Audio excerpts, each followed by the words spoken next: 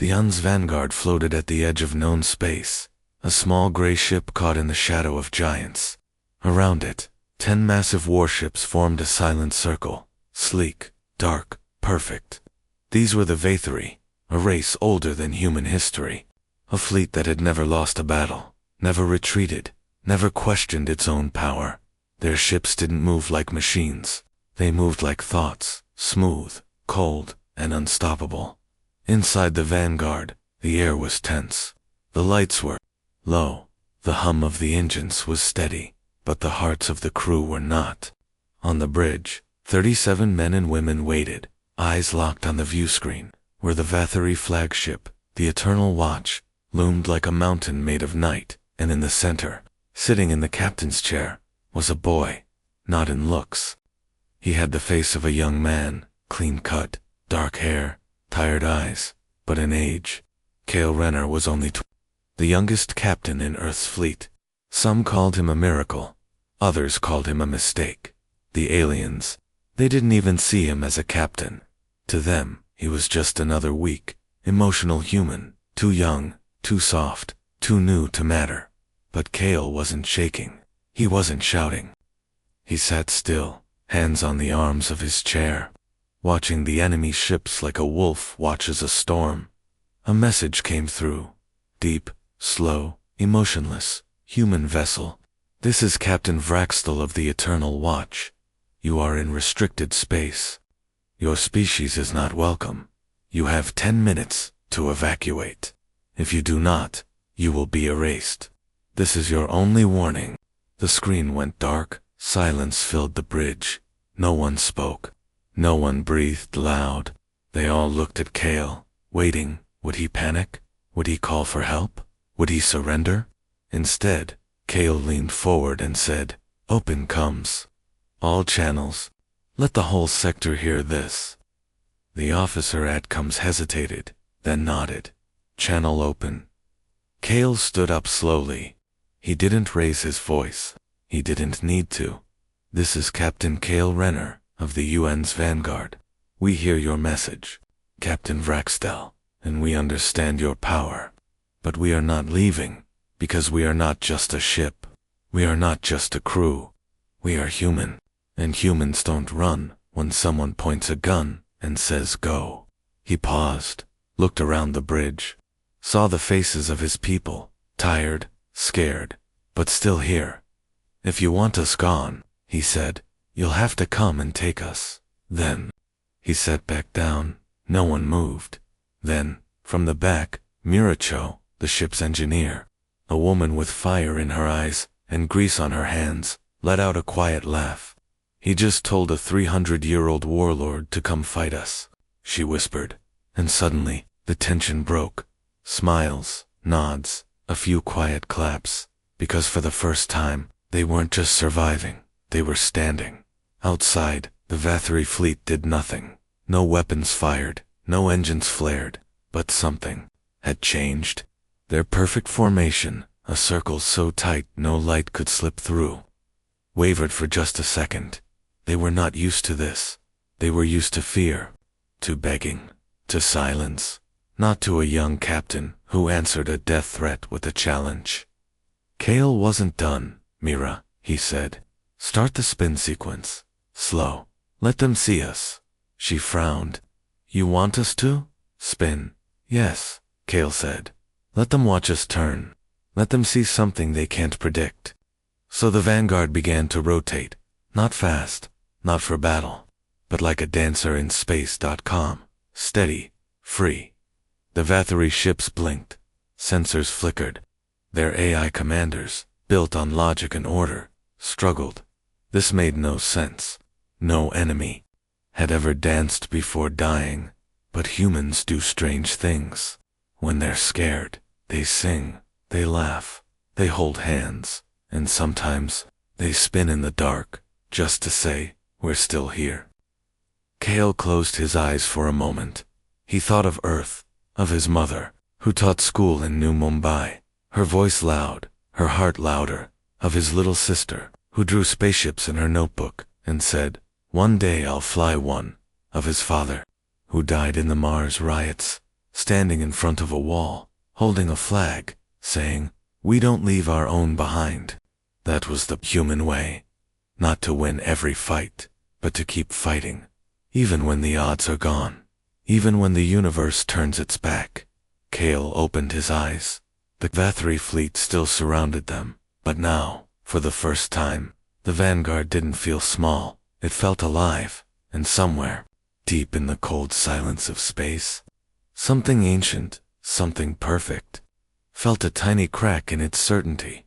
Because it had just met something it could not understand. It had met humanity, and humanity doesn't follow rules. It breaks them, just to see what happens.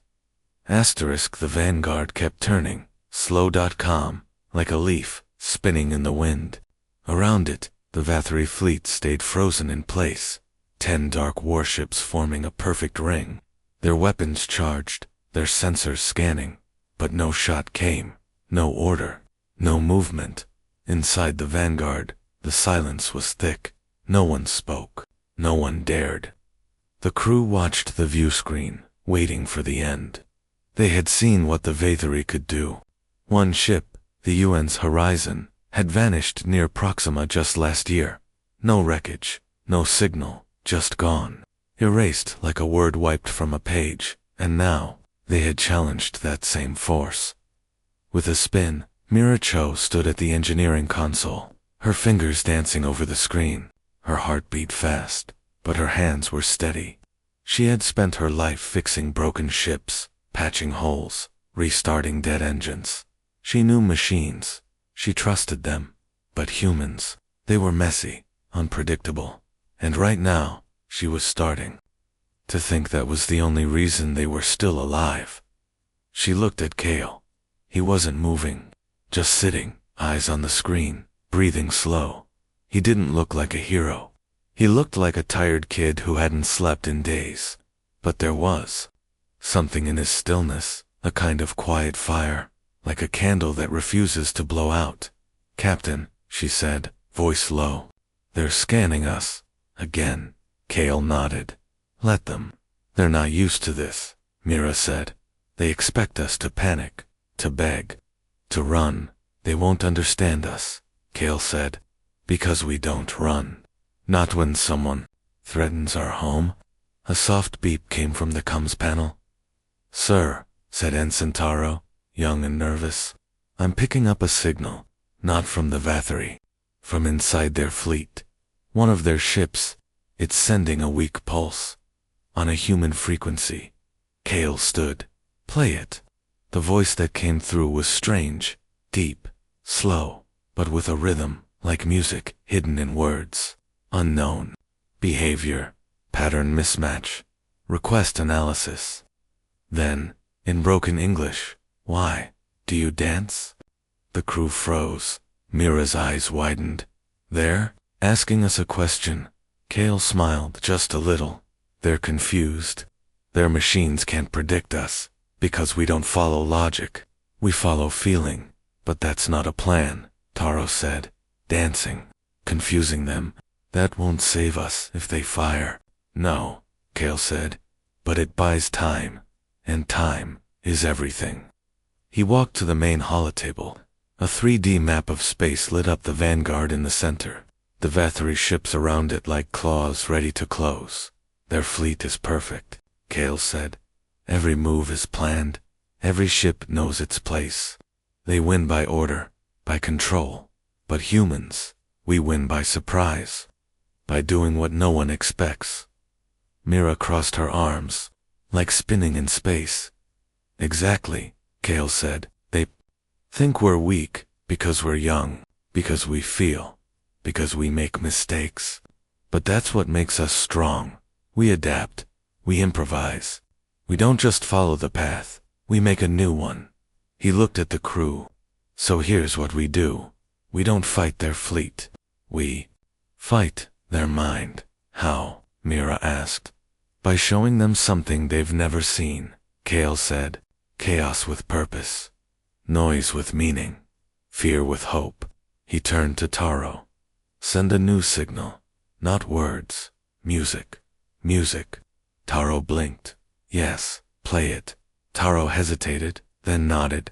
His fingers moved. A moment later, a soft sound filled the bridge. A piano dot simple, slow. A melody from Earth, Clair de Lune by Debussy. The crew listened. Some closed their eyes. Mira felt a lump in her throat. She remembered her mother playing this on an old keyboard in their apartment. The lights low, the rain tapping on the window. And now, this song so soft, so human, was being sent into the cold silence of space, straight toward a fleet that had never known music. The Vathari ships didn't move, but something changed on the sensors. The energy patterns in their shields flickered, not from attack, but from confusion. Their AI systems couldn't classify the signal. Was it a weapon? A virus? A cry? No, it was just beauty, and beauty had no place in their war plans. Kale watched the screen. They don't understand pain, or joy, or love. But we do, and that's our weapon. Minutes passed. Then a single Vathari ship shifted, just a little, broke the circle, one by one. Their formation wavered. They weren't retreating, but they weren't attacking either. They were thinking, and for the first time in history, the unstoppable fleet hesitated. Inside the vanguard, the music played. Myra looked at Kale. You really think this will work? He didn't answer right away. He looked at the stars, at Earth, so far away, at the faces of his crew, tired, scared, but still standing.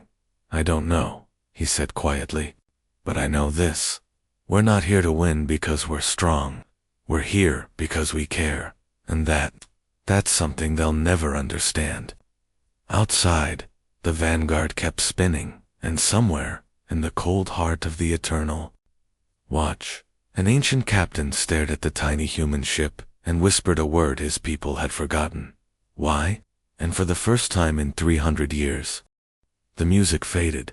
The last note of Clair de Lune drifted into space like a whisper, swallowed by the silence between the stars. But its echo stayed, not in sound, but in the stillness of the Vathari fleet. Their ships no longer moved in perfect sync. One had turned slightly. Another pulsed its shields in an irregular rhythm. The flawless circle was broken, not by force, not by fire, but by doubt. Inside the UN's vanguard, the crew held their breath. No one spoke, no one moved. They watched, the view screen like it was a window into fate. Mira Cho broke the silence. They're confused. Kale stood by the holotable, arms crossed, eyes sharp, not confused, questioning how can music do that. Ensign Taro asked, still staring at his console. It's just notes, just sound. Kale turned. To him, to us, it's more than sound. It's memory. It's feeling. A mother singing to her child. A couple dancing in the rain. A soldier humming a tune before battle. That's not data. That's life. He pointed at the Vathari fleet. They've never had that. Their ships are run by ancient machines. Their decisions come from logic, not heart. They don't laugh. They don't cry. They don't dream. So when they hear something that has no purpose, no attack pattern, no code, they don't know what to do. Mira nodded slowly. So we're not fighting their weapons, we're breaking their mind. Yes, Kale said. And we're just getting started. He walked to the command chair and sat. Mira, prepare the chaff drones. Full spread. But don't fire yet.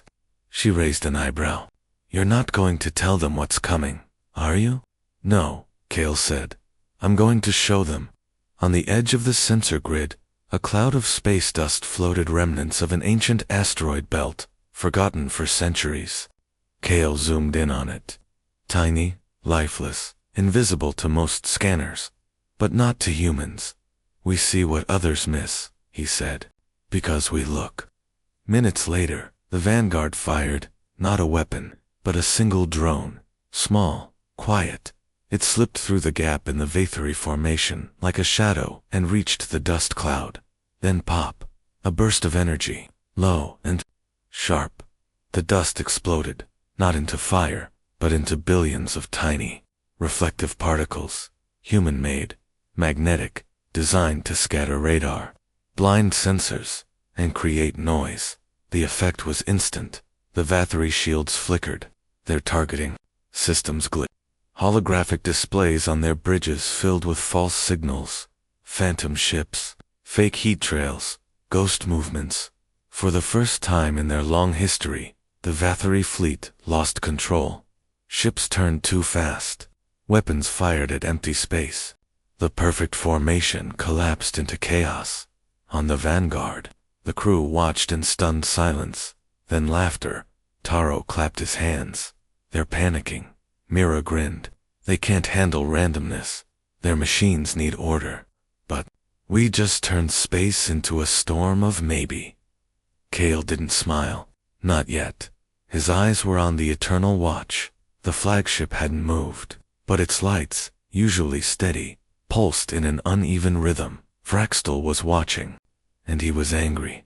A new message came through. Not calm this time. Loud, sharp, human captain. You play games, but games end in pain. You will be silenced. Kale leaned forward. Open comes. Let him hear this. The channel clicked. This is Captain Renner. You say we play games, but we're not playing. We're surviving. And survival isn't a game when your home is on the line. He paused. Let the words hang. You've never fought a species that doesn't care about winning. We care about living, about protecting, about coming home. And that's why you'll never beat us. Because we don't fight like machines. We fight like people. He closed the channel. Silence, then movement. The Eternal Watch powered up its main weapon, a beam of dark energy that could slice a planet in half. It charged slowly, a deep hum building in space. The crew froze. Taro's voice shook. Captain, they're going to fire. Kale didn't look afraid. He looked focused. Mira, he said. Now. She hit a button from behind the gas. Giant Nex 9. 3 small ships appeared. Not warships, not fast fighters, old freighters, rusty, slow, human, dash-made. The Sentinel, the Raven, the Fury. They had no weapons, no shields. But they had something deadlier, holograms. As they moved into position, they activated Project Mirage. Suddenly, the sensors lit up. Dozens of new contacts, Vanguard-class ships, appearing from nowhere, flanking the Vathari, closing in. False heat. Fake radar. Audio echoes of engine noise to the Vathari AI. It looked like an ambush. Their ships turned, fired, missed, chaos. Spread. But Kale wasn't done. He turned to Taro. Send the final signal. Taro nodded. His fingers moved, and into the void. The Vanguard broadcast a new message. Not music, not words, images. A child laughing in a field on Earth. An old couple, holding hands on a beach. A teacher writing on a broken chalkboard. A scientist, cheering at a failed experiment. A soldier handing food to an enemy. No sound, no text. Just life, simple, fragile, beautiful, and real, on the Eternal Watch. Fraxtal watched the screen. His claws tightened. His voice, for the first time, trembled. Why do you protect such weak things? Kale whispered. Because they're not weak. They're worth it. Outside, the Vathari fleet stood still. Not attacking, not retreating, just watching. And in that moment, the oldest fleet in the galaxy learned something new. Not from weapons, not from power, but from a boy. A broken ship, and the quiet strength of a species that refused to vanish. Because humanity doesn't win by being perfect. It wins by being human. The silence after the broadcast was deeper than space. No engines roared. No weapons charged. The Vathari fleet hung in orbit like statues. 10 dark warships frozen in the cold light of a distant sun. Their perfect formation was broken.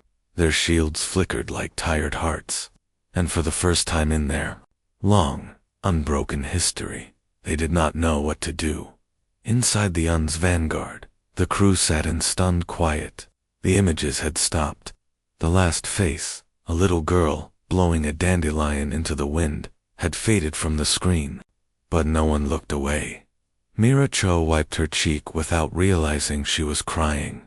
Taro held his breath, hands still on the console. Even the sensors seemed to whisper slower. Kale didn't move. He stared at the view screen, not at the enemy, but at the idea of them. A race so old, so powerful, that they had forgotten what it meant to be afraid, to hope, to feel, and now they were feeling something, not anger, not fear, confusion, because they had just seen something their logic could not explain. They had seen a child laugh after a storm, a man cry while holding a newborn, a woman sing alone in a ruined city, and none of it made sense to the Vathari. Strength was power, control, silence. But humans, they found strength in noise, in tears, in holding on when there was no reason left. And that was dangerous. On the Eternal Watch, deep inside the black hole, Captain Vraxtel stood before his command core, a glowing sphere of ancient code, humming with centuries of war logic. His claws hovered over the final command, ERASE. Target. One press, one signal. The vanguard would vanish. The threat would end, but his hand didn't move.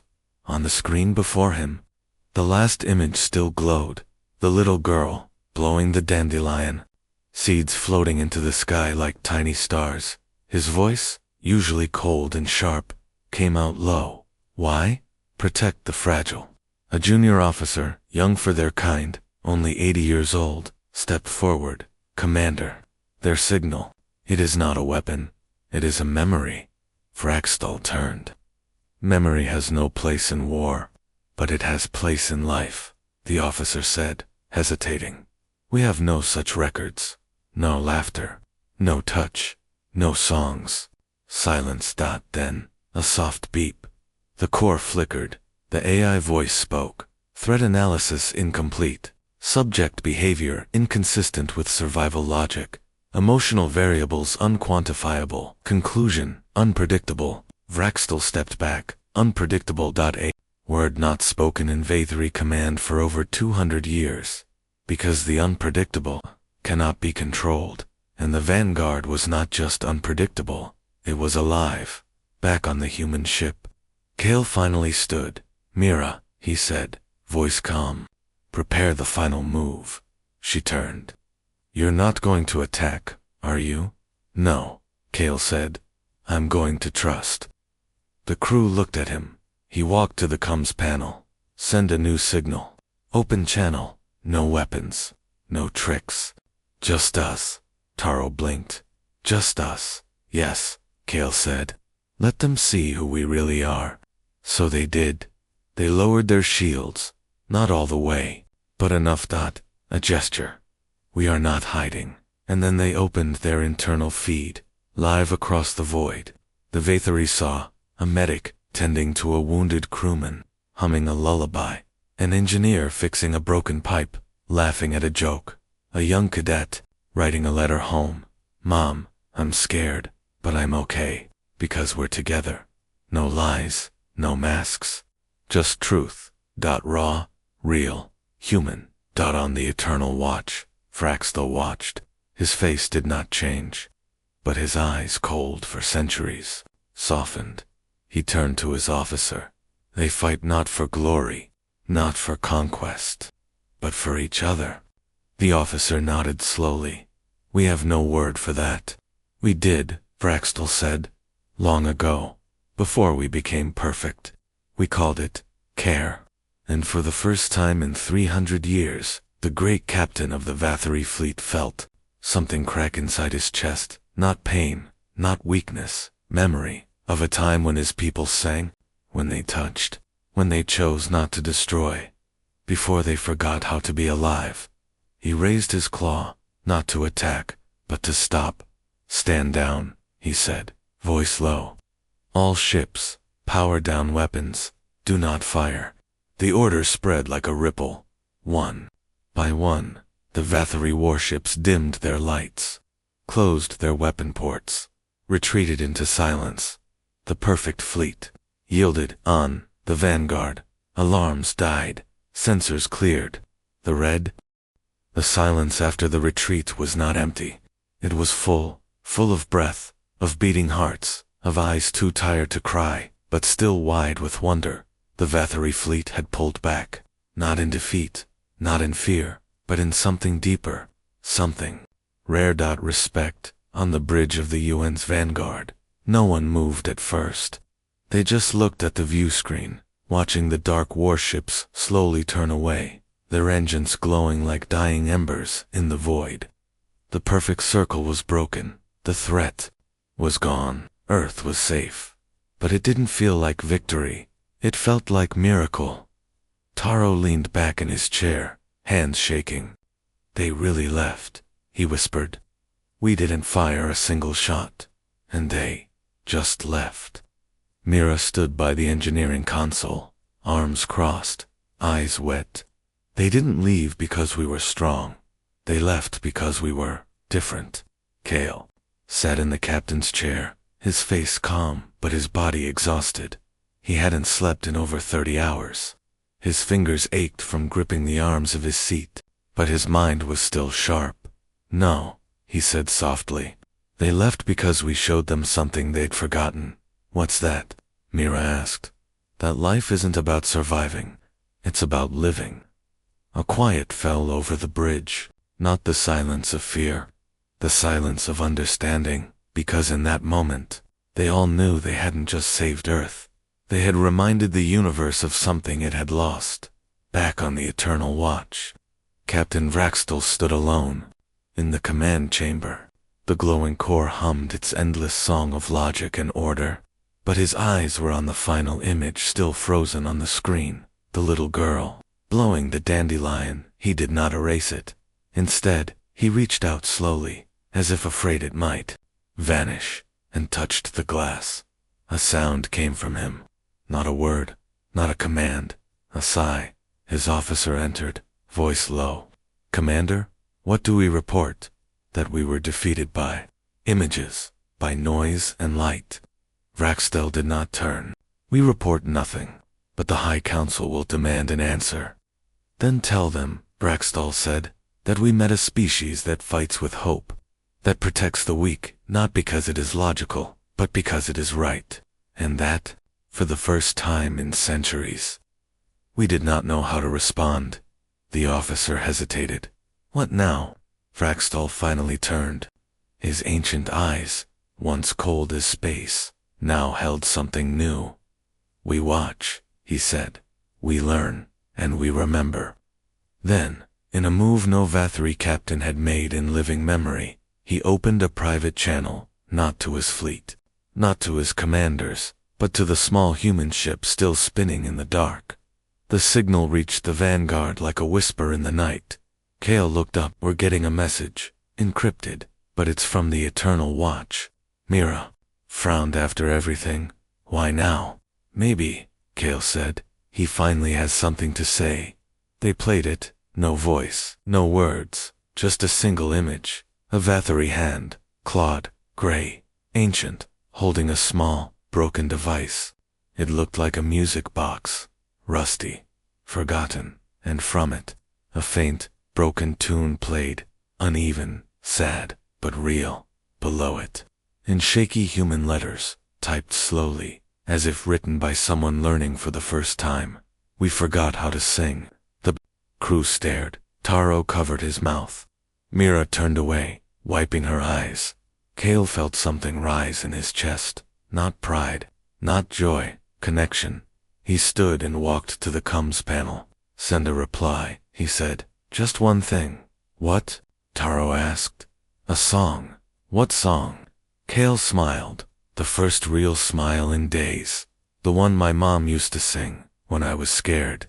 Twinkle, twinkle, little star." Taro blinked. "That's a children's song." "Exactly," Kale said.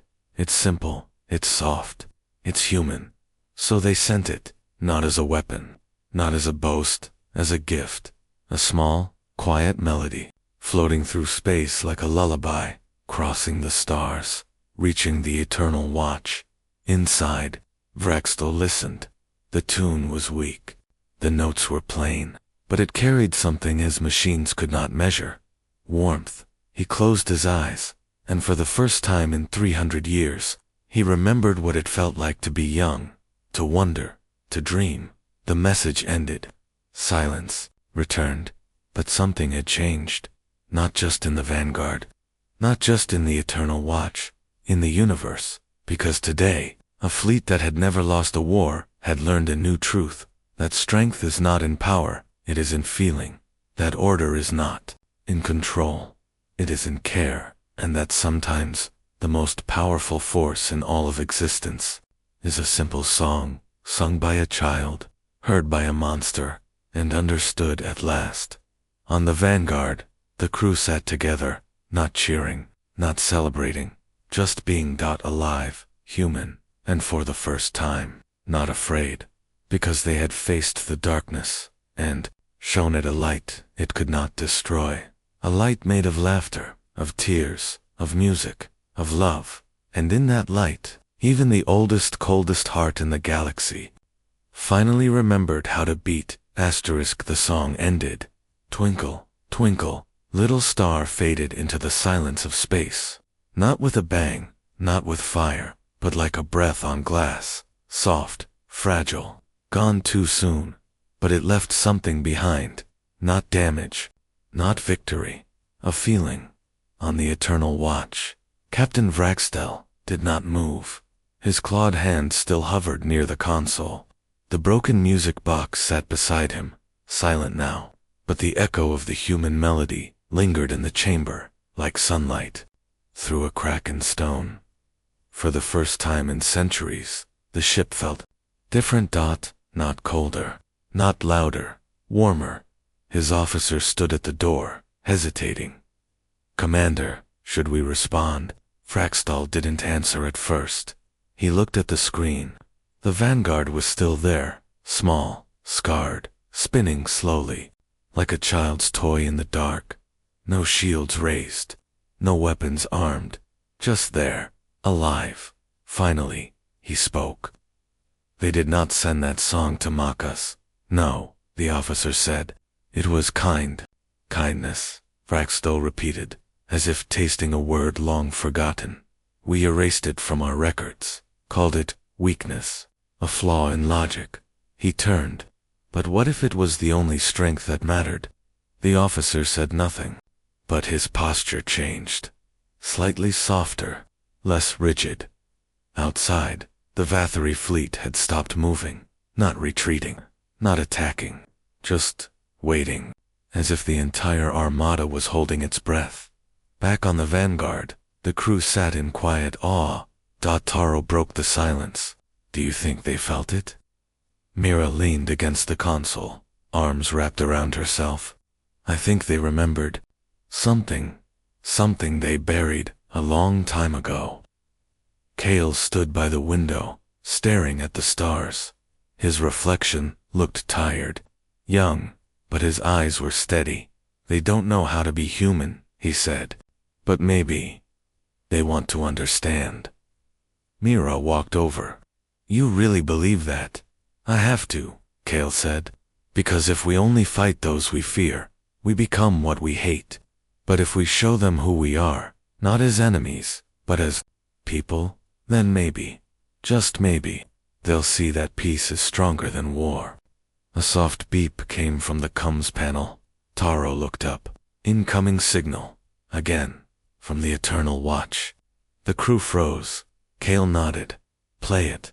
This time, there was no image, no music, just a voice. Vraxtel's voice. Slow, deep, but different. Not cold, not commanding. Tired. Double quotes. "Human captain, Kale, Renner." A pause. As if the name was hard to say. "We have erased many species. Not out of hate, out of order. We believed chaos must be removed. That emotion leads to destruction." Another pause. "But you are chaos. And yet, you protect, you fear. And yet, you stand. You are fragile. And yet, You do not break. The bridge was silent. Even the hum of the engines seemed to hush. We do not understand you, but for the first time, we do not wish to destroy what we do not understand. Then, softly, we are leaving.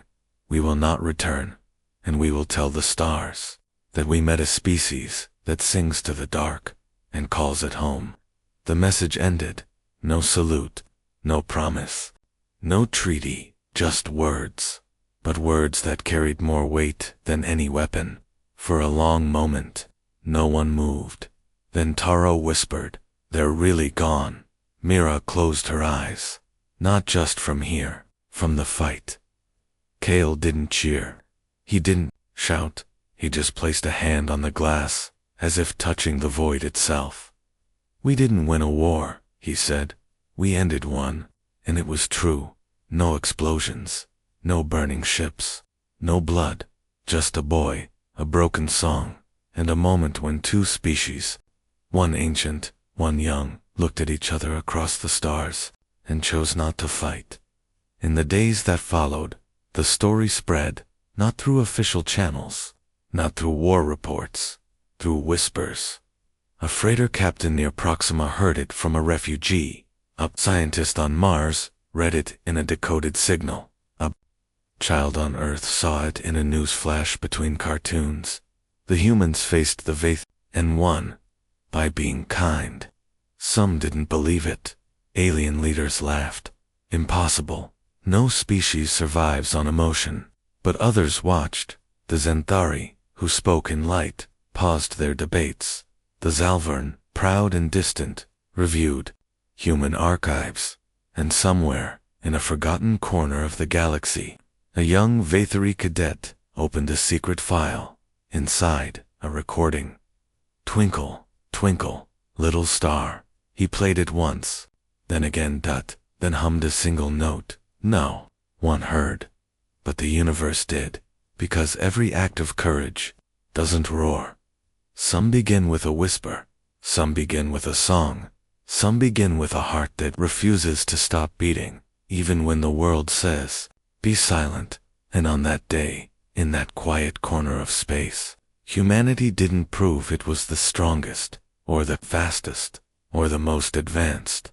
It proved something better, that even in the face of darkness, a small light, a single voice can make. The stars stopped and listened. The UN's vanguard didn't return to Earth as a hero. There were no parades, no flashing lights, no crowds waving flags under the sky. It slipped back into human space like a tired traveler coming home after a long journey. Quiet, scarred, carrying something too big to explain. News of the encounter with the Vathari had spread, but most didn't believe it. To the politicians in the Earth's coalition, it sounded like a myth, a fleet of ancient warships, scared off by a children's song. They laughed, called it propaganda, said Captain Renner was exaggerating to gain fame. But the crew didn't care. They had seen what happened. They had lived it. As the Vanguard docked at Lunar Station 7, the airlock hissed open. A simple ramp lowered. No brass band. No reporters. Just a single officer in a gray uniform, holding a data pad. Kale stepped out first. He wasn't wearing medals. His boots were scuffed. His jacket had a small burn mark near the shoulder, from a power surge during the spin maneuver. He looked like any other tired spacer coming off a long shift, but he walked like someone who had carried the weight of a world. The officer saluted. "Captain Renner, welcome back." Kale returned the salute, slow and respectful. "Good to be back." That was all. No speech. No boast. Behind him, Myra Cho stepped out, stretching her arms. Taro followed, grinning like a kid on holiday. The rest of the crew filed out, quiet but proud. Some hugged family. Some just stood and looked at Earth blue, bright, turning slowly in the black. Mira found her sister waiting at the edge of the platform. They didn't speak, just held each other. "I thought I'd never see you again," her sister whispered. "You should know better," Myra said, smiling. "I'm too stubborn to die." Meanwhile, In a small apartment in New Mumbai, an old woman sat by the window, knitting. Her hands moved slowly. Her eyes were tired. A news report played on the wall screen. Unconfirmed reports of a standoff near the Nix belt. No casualties. Details remain unclear. She didn't look up then. Her tablet chimed a message. From Kale. Just 2 words. I'm home. She stopped knitting, put down the needles, closed her eyes, and for the first time in weeks, she breathed freely. Back on the station, Kale stood at the observation deck, looking at Earth. It was night on the planet. Cities sparkled like scattered stars. Rivers glowed under moonlight. Clouds moved slow and soft. Mira joined him, handing him a cup of real coffee. Black, bitter, warm. They don't believe us, you know, she said. The higher-ups, they're calling for a review, saying we didn't follow protocol. Kale took a sip. Let them. You're not even mad. I'm tired, he said. But not mad, because we know what happened. That's enough. She leaned on the rail. Do you think the Vathari will come back? He watched a satellite blink across the sky. I don't know. But if they do, I hope they come not as enemies, but as friends. Mira smiled. That's a big hope for one small ship. This wasn't about one ship, Kale said. It was about what we are. Not soldiers, not conquerors, just people who refused to look away. Silence fell, comfortable, deep dot. Then a new alert flashed on the comms panel. Taro ran over, eyes wide. Captain, we're getting a signal, not from Earth, not from any human station. Kale turned. Who is it? Taro looked up, stunned. It's the Eternal Watch. The crew gathered around. The message was short. No voice. No image, just one line of text, sent on an open frequency, so the whole galaxy could hear. The Vathari do not give praise. But we give this. The child, who danced in the dark, has taught the ancient how to see. Then, from behind the moon, a single ship appeared. Not a warship, not armed. A small Vathari vessel, silver, smooth, shaped like a crescent. It didn't approach fast. It moved slow. Calm dot, and on its side, painted in simple human letters, was a message. We brought something. Kale's breath caught. They opened the channel. A voice came through. Not Vraxtal S. Softer, younger, human friends. We bring a gift, not of metal, not of fire, of sound. Then music played. Faint at first. Then cleared. It was Twinkle. Twinkle, little star. But not from a speaker. From their ship. Played on a real instrument. Slow, careful, slightly off-key, but real. The crew stood still. Mira covered her mouth. Taro wiped his eyes. Kale closed his eyes and smiled, because in that moment, he knew. They hadn't just survived. They had connected, across species, across time, across fear, and that connection, fragile, quiet, beautiful, was stronger than any weapon ever built, because it wasn't made of steel, it was made of hope.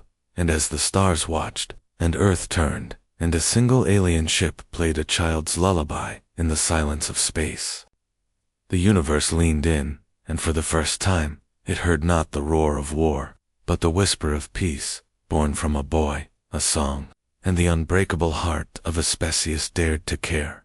The music from the Vathari ship faded slowly, like a breeze, disappearing at dawn. But its echo didn't vanish. It spread, not in sound, but in silence, in thought, in wonder.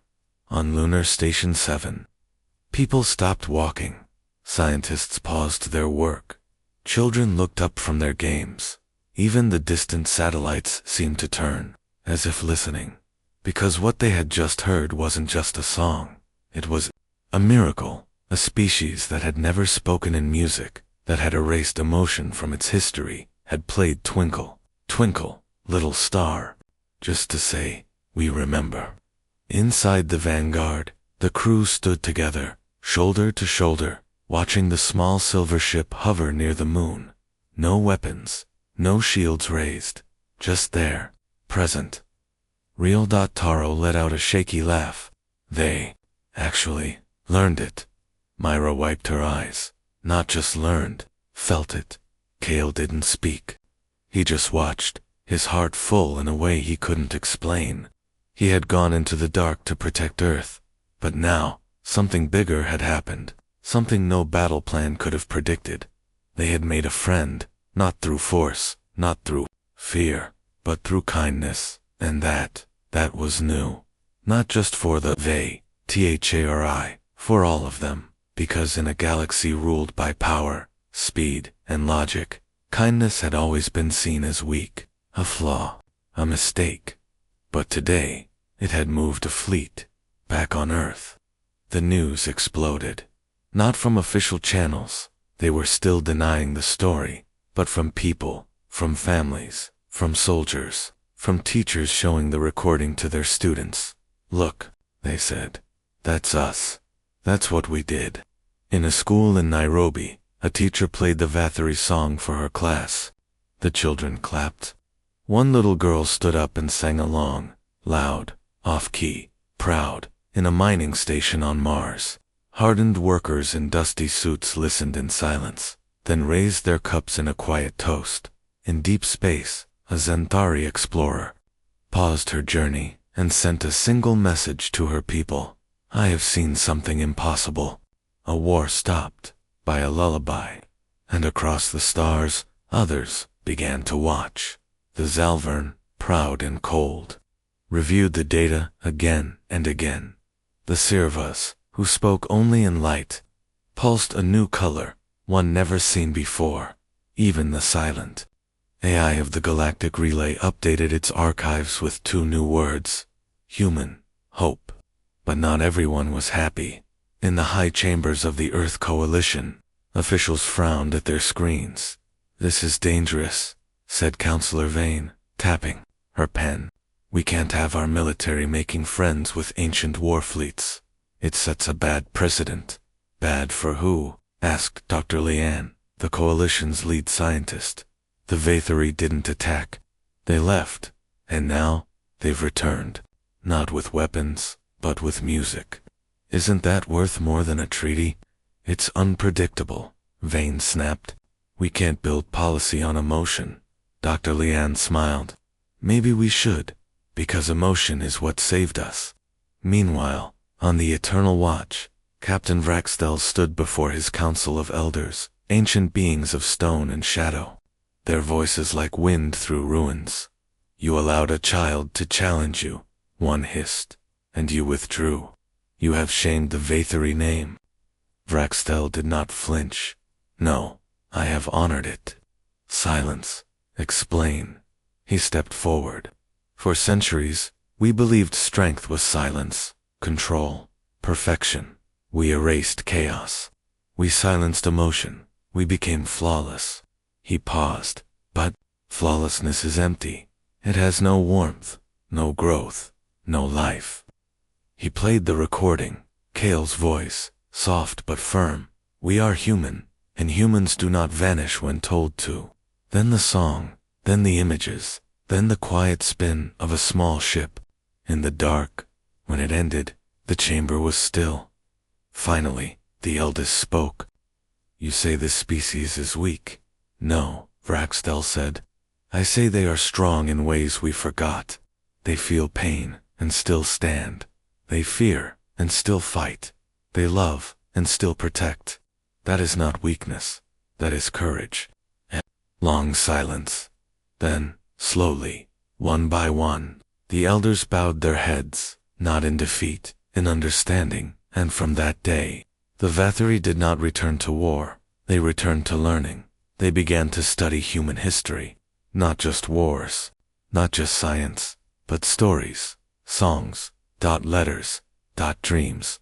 And somewhere, in a quiet room, on their dark homeworld, a young Vathari child, the first in generations, picked up a small instrument, and played a single note. It was shaky, it was soft, it was beautiful, because it was the first note of a new beginning. Back on the station, Kale stood at the window, watching Earth turn. Mira joined him. "You know they'll never admit you saved us," she said. "The officials, the generals." He nodded. "Doesn't matter." "Why not?" "Because we know," he said, "and so do the stars."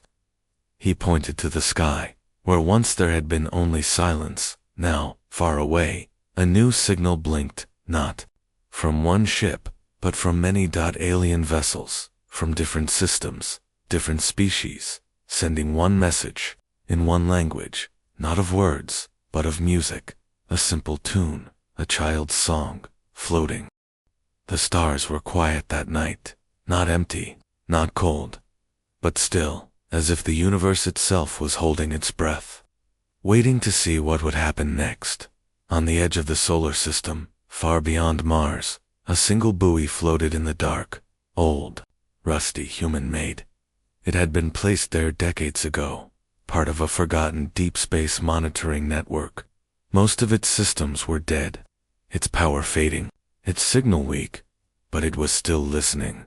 And on this night, it heard something, not a war cry, not an alarm, not the roar of engines, a song, faint at first, like a whisper through stone, then clearer, stronger. It came from many directions, from the Vathery homeworld, a slow, careful version of Twinkle Twinkle, Little Star, played on a newly built instrument, by hands that had once only known war, from a Zalvern science station near Orion, a chime, deep and soft, echoing the melody in their own strange tone. From a Xanthari lightship, a pulse of color that, when translated, matched the rhythm note for note, and from Earth, from 1,000 homes, schools, and ships, children singing, not because they were told to, not for a test, but because they felt it. The buoy picked it all up, one by one. The signals reached it, not as weapons, not as commands, but as answers, a reply to a question no one had asked out loud. "Are we alone?" And "No," the galaxy said, "no." The buoy sent the data back a week, fading signal, climbing toward Earth, on Lunar Station 7. Taro was the first to hear it. He sat alone in the comms room, sipping cold coffee, checking old logs. Then his screen flickered. Incoming audio. He played it and froze. His eyes widened. His breath stopped. He ran to the observation deck, shouting, "Kale, Mira, you need to hear this." They came quickly, still in their sleep clothes, hair messy, tired. "What is it?" Mira asked. Taro didn't answer. He just turned up the volume, and the room filled with sound. Not one voice, not one ship, but many alien tones, human voices, electronic chimes, light pulses turned to music, all playing the same simple melody, broken, different, imperfect, but together. Kale closed his eyes. Mira put a hand over her heart. Taro laughed, a real, deep laugh, full of wonder, because this was not a broadcast, not a message, not a treaty. It was a lullaby, sung by the stars, for the first time in history. The galaxy was not silent. It was singing, and it was singing with humanity. Kale opened his eyes, wet with tears. "We didn't just stop a war," he said. "We started something." Mira nodded. "A conversation," Taro whispered, "and we began it with a song." Back on Earth, the signal reached every corner. In New Mumbai, Kale's mother stood on her balcony, listening to the radio. When the music came, she smiled and called her neighbors outside. In a hospital in Reykjavik, a dying man opened his eyes one last time, heard the tune, and whispered, "It's beautiful." On a schoolyard in Nairobi, children stopped playing, looked up, and sang along, their voices rising into the sky like birds. And on the moon, the crew of the Vanguard stood together, not as soldiers, not as heroes, but as people, small, fragile, fleeting, but alive. Kale looked at his crew. We were called weak, young, emotional, unpredictable. And they were right. Mira raised an eyebrow. "That's not exactly a compliment." He smiled. "No, It's the truth. And that's why we won. Because we feel, because we care, because we don't give up even when we should. He looked at the stars, and that's not weakness, that's humanity. Years later, historians would call it the echo. The moment when a single act of courage, a boy, a ship, a song, rippled across the galaxy and changed everything. No one signed a peace treaty, no one shook hands, but something shifted. Wars slowed, alliances formed, silent species began to speak. And in every human ship that left Earth after that day, there was one rule: before you speak, play a song not to impress, not to warn, but to say, we are here. We are kind. We are not afraid. And slowly, the stars began to answer. Because in the end, the universe wasn't won by the strongest, not by the fastest, not by the coldest. It was won quietly, gently, like a whisper in the dark, by the species that looked into the void, saw only silence, and sang back, "You are not alone."